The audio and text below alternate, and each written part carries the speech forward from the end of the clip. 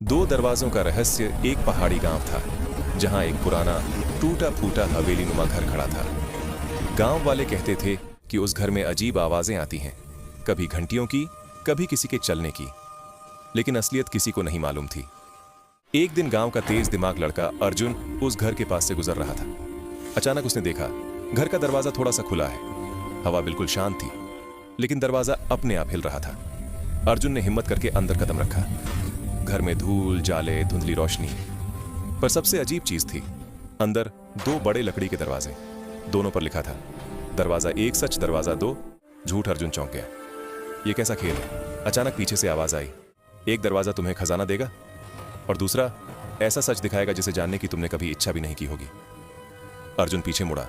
एक बूढ़ा आदमी सफेद कपड़ों में खड़ा था, आंखें गहरी, जैसे सब कुछ जानती हो।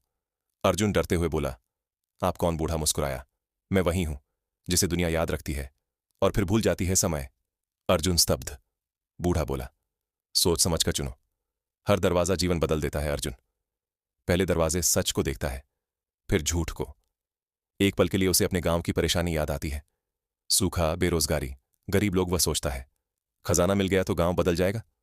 वह तेजी से झूठ वाले दरवाजे की ओर बढ़ता है, क्योंकि उसे लगा कि सच्चाई वाला दरवाजा दर्द देगा और झूठ वाला खजाना। लेकिन जैसे ही उसने झूठ वाले दरवाजे को छुआ, दरवाजा अपने आप गायब हो गया और उसके सामने एक आईना आ गया जिसमें वही खुद दिख रहा था। आईने के नीचे लिखा था, सबसे बड़ा झूठ वो होता है जिसमें इंसान खुद को ही धोखा देता है। अर्जुन का दिल कांप गया। वो समझ गया कि उसका लालच उसे गलत रास्ते पर ले जा रहा था। वह पीछे मुड़ा, पर सच वाला दरवाजा अब थोड़ा सा खुला हुआ था। अर्जुन अंदर गया। अंदर खजाना नहीं था, बल्कि एक पुरानी डायरी और कुछ औजार रखे थे।